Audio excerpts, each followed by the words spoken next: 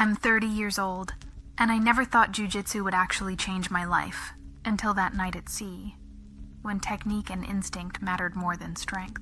Working as a marine engineer had taught me to live surrounded by men, machinery, and endless shifts, swallowed by the rhythm of the ocean. That's why I started training, to never depend solely on luck. Anyone who practices jiu-jitsu understands this. It's not about power, it's about precision, knowing where to press, how to use your opponent's weight against them. No matter how tall or strong they seem, anyone can be subdued when you master balance, timing, and economy of movement. You wear them down without wasting yourself. And that's the difference between surviving and being destroyed. That night, that difference saved my life. I was in one of the lower compartments, crouched over, the metallic echo of my tools bouncing off the steel walls. The air smelled of oil and salt as I worked on tightening a valve that wouldn't stop leaking. The ship groaned and breathed in intervals, and each creak felt like a whisper in the dark. Then I felt it, that kind of warning your body understands before your mind catches up. A chill ran up my spine, the kind that never lies, and right after that came the footsteps, slow, dragging, deliberate, like someone who wants to be heard, as if they were approaching just to measure my fear. Each tap of a boot on the metal floor made the air grow heavier. I turned slowly and saw the shadow before I saw him. Long, stretched across the wall.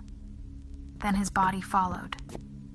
A coworker, someone I barely talked to, but whose eyes lingered too long whenever we crossed paths. He approached pretending casualness, smiling, trying to start a pointless conversation. The questions came twisted, personal. I answered politely, hoping it would stop. But with every word, he stepped closer. His tone changed. What started as small talk turned into tension. I pressed myself against the cold structure, trying to keep distance, but he didn't stop. Then it happened. Sudden, rough, violent. His hands grabbed my arms, pinning me against the wall. The world shrank to that single moment.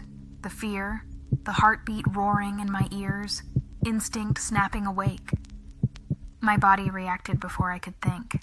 I shifted my hips, took him down with me, and locked him in guard. My legs wrapped around his waist, my knees tight, my hands pushing against his arm. Every move was muscle memory, something drilled into me through repetition, night after night on the mat. I didn't plan it. I just moved. I used his weight against him, controlled his motion, and screamed with everything in me. The sound bounced across the metal walls, sharp and desperate. Within seconds, I heard footsteps running closer. Lights flicked on. The pressure vanished as others pulled him off me. My whole body shook, delayed tremors catching up with the shock. They restrained him, tied him with safety straps, dragged him away. He shouted, denied, but the voices around me were all I needed to hear. "You're safe now." I sat on the cold floor, my back against the wall, and only then realized how fast I was breathing. The tears came before I could stop them. I broke down, hands over my face, because in that moment, I understood what could have happened. My body was trembling, my heart out of rhythm, and the sound of his footsteps, that heavy echo, kept looping in my mind. Even though nothing went further, the thought that someone had tried, that someone had decided to attack me, stayed inside me like my body was still defending itself. When the ship finally docked, he was handed over to the police. I watched from a distance, silent, my chest tight, my throat burning. The wind from the harbor cut against my face, but I didn't feel it. The fear was still vibrating somewhere deep. That night, alone in my cabin, I understood something new. Jiu-jitsu hadn't just taught me how to fight. It had taught me how to survive. I always liked riding alone. My motorcycle was my way of feeling free. But that night, I learned that freedom and vulnerability walk much closer together than I ever imagined. I had been riding for 4 hours. My body ached, my muscles begged for a break. I calculated the fuel and knew I had to stop. It would be the last gas station before a long, empty stretch. and even though I hated deserted places, I had no choice. I stopped, planted my feet on the ground, and let the engine's roar fade away. The silence that followed felt physical, the kind that presses against your chest and makes your heartbeat echo too loud. As the tank filled, a shiver ran up my neck, the kind of sensation that doesn't need explanation, the sixth sense every woman knows. I hadn't even taken off my helmet, but I could feel it. Someone was watching me. I looked around discreetly and saw no one, until I turned and noticed a man fueling his car right behind me. He was tall, broad shoulders, a simple but well-kept car, the kind of small details women catch without effort. I took a deep breath, closed the tank, and pushed my bike toward the convenience store. My body begged for a bathroom. I grabbed the key and locked myself in the stall. The sound of the latch echoed off the cold tile, and moments later I heard footsteps, heavy ones, the kind that make the air feel thicker. Doors creaking, hinges groaning. I tried to convince myself it was just paranoia, but when his shadow fell across the floor right in front of my door, my blood froze. I knew there were other stalls free. Why stop at mine? I stood perfectly still, heart pounding, breath short. My mind screamed to move, but my body froze. I decided to test it, flushed the toilet, the sound filling the air. The shadow shifted, then disappeared. I waited another moment, got dressed in a rush, and pushed the door open. I washed my trembling hands, buying time, every second convinced danger was just outside. I left almost running, the hallway that led to the back of the shop suddenly feeling longer than before. Outside, the night was silent, broken only by distant insects and the pale reflection of the flickering neon sign. I walked back into the store trying to look calm. The clerk smiled at me, polite but off. His shirt was stained, his eyes dull, as if his mind was somewhere else entirely. I asked for a coffee with milk just to have something to hold. He made it quickly. I sat at one of the small tables, and there he was. The man from the pump, now inside watching me. His face was blank, but his stare made me want to disappear. The clerk set the cup down in front of me and stared too long. His smile never reached his eyes. It was dead. I thanked him, pretending not to notice, and looked back. The man had moved closer, one table nearer. The air in my chest felt heavy, thick, impossible to breathe. I decided to leave that shop. I needed air. The cold wind hit my face, and for a moment, I thought the silence outside was safer than the tension inside. I brought the cup to my lips and took a small sip. The taste was strong, bitter beyond normal. I frowned, thinking it was just bad coffee. The flavor lingered metallic and rough. That's when he appeared. The man from the car. He came slowly, like he didn't want to scare me, but also didn't want to seem too curious. He kept a respectful distance, eyes moving from me to the cup, then back toward the store. His stance wasn't threatening, but his eyes told a different story. He hesitated before taking a step closer. His voice came out low, almost confidential. "You should throw that coffee away." I froze, not understanding. The way he said it sounded more like a warning than advice. Adrenaline surged through me, that stomach-tightening tremor that climbs up to your chest. I asked why, forcing a small laugh to break the tension, but he looked away, shaking his head slowly. "Just trust me, okay?" he said, calm but firm. That's when the whole place seemed to change. The sound of the flickering sign, the wind scraping against metal panels, the empty stretch of road. It all blended into one silent message repeating in my head. Get out now. The way he kept glancing at the store door made me uneasy. It wasn't fear, it was focus. Like he was waiting for something to happen in there. My heart raced, and for the first time on that trip, I felt the need to run. The bike was only a few steps away, the engine still warm. As I thought about mounting it, I noticed him step forward, not to stop me, but to stand between me and the store door. I couldn't tell if he was trying to protect me, or keep me there. I threw the coffee in the trash and decided it was time to go. I wanted nothing more from that place. The cold air hit my face as I walked toward the bike, and for a second I could feel the clerk's eyes through the glass.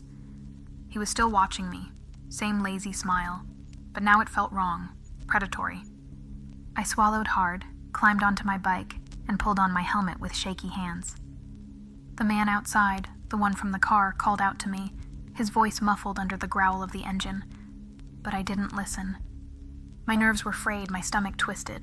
I turned the key and let the roar of the engine drown everything out. I left without looking back. The road stretched ahead, black and endless, the yellow lines flashing beneath the headlight like a heartbeat. I tried to focus, breathe, but something felt off. A wave of nausea crept up, hot and slow. My body felt too light, my head spinning like the helmet had doubled in weight. My pulse went erratic. That's when I heard a horn behind me. Bright headlights cut through the mirror, flashing, relentless. I veered slightly and saw the car speeding up, getting too close. One glance confirmed it, him. Same car, same man. Now beside me, shouting something I couldn't hear over the wind. Instinct screamed at me to accelerate. The engine roared, but the car matched my speed. Lights flickered, the horn blared, and the dizzying hum inside my skull grew louder. I was losing control. Seconds away from either crashing or passing out, I slowed down. My body felt numb, my vision blurry. I pulled over and ripped off my helmet, the night air cold against my sweaty skin. The car stopped behind me. Before I could move, he was already out, running toward me. I kept one hand tight around my side pocket. My Swiss Army knife was there, small but real. If he tried anything, I'd fight back. He came closer, face tense, eyes wide. "Hey, are you okay?" he asked, breathless. I didn't answer, just stepped back, knife hidden in my palm. "You're not okay, are you?" He pressed, his tone desperate rather than threatening. I saw what he did. The clerk. "He put something in your coffee." My heart stopped for a second. He looked at me like someone trying to save a drowning person. I thought it was weird when he went to the bathroom right after you. When he came back, he grabbed something behind the counter and dropped it in your cup. I didn't know if it was sugar, but when I saw you drink it, I stayed alert. He took a shaky breath, hands raised in reassurance. "When I saw you riding like that, swerving, I knew. You were going to crash. I just wanted to warn you." My head throbbed, the bitter taste creeping back up my throat. The car's lights flickered on the asphalt, shadows dancing across the road. The world spun slower and slower. I didn't know if I could trust him. I didn't know if I was being saved or deceived. All I knew was that somehow, the danger I'd been fearing from the start was already inside me. The only thought that cut through the haze was to get whatever it was out. I leaned over, forcing myself to vomit, the bitter burn tearing through my throat.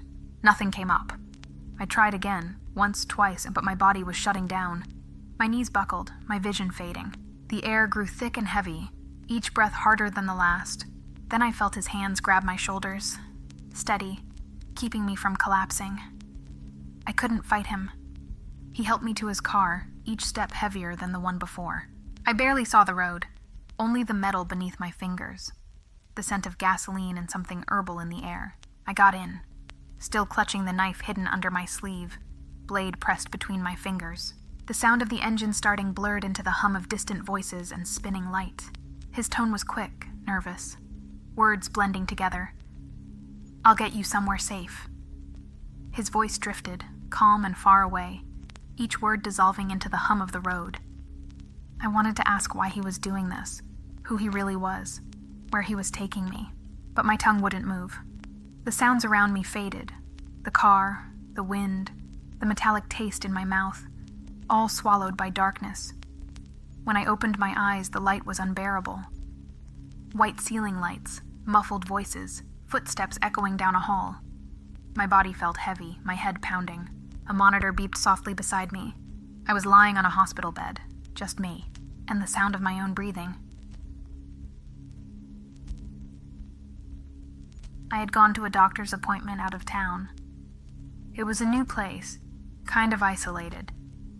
The kind of modern building they build in the middle of nowhere, surrounded by empty lots and a 2-lane road where barely any cars pass. By the time I walked out, the sun was already setting, and the parking lot was almost empty. Only my car was still there, parked right in front of the main entrance.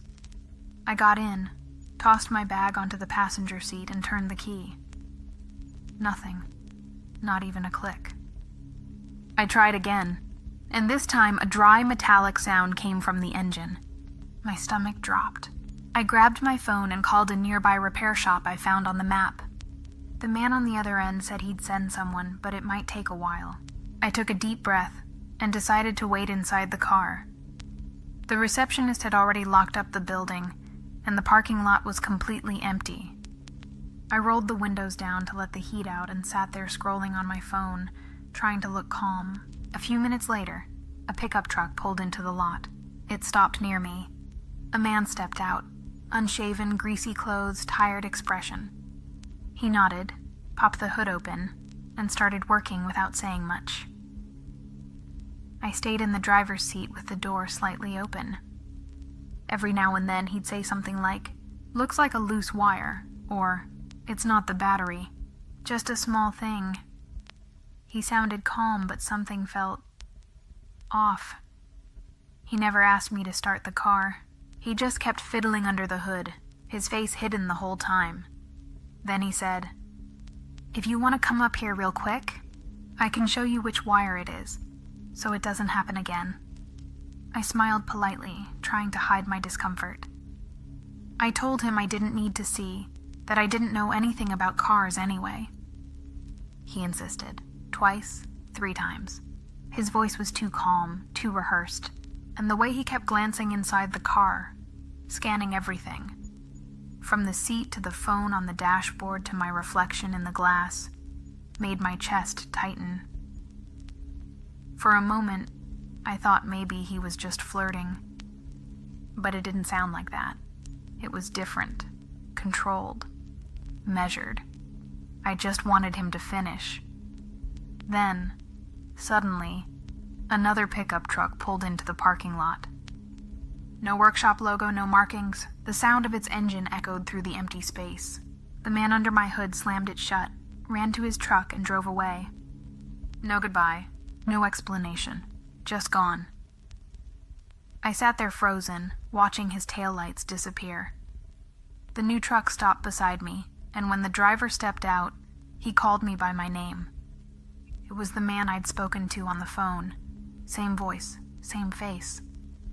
He apologized for being late and asked, pointing toward the edge of the lot, "Who was that guy that just left?"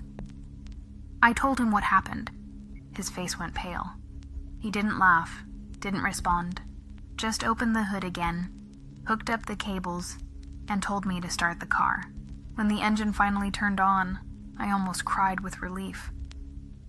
But before I could thank him, he came up to my window holding something. "Ma'ams, is this yours?"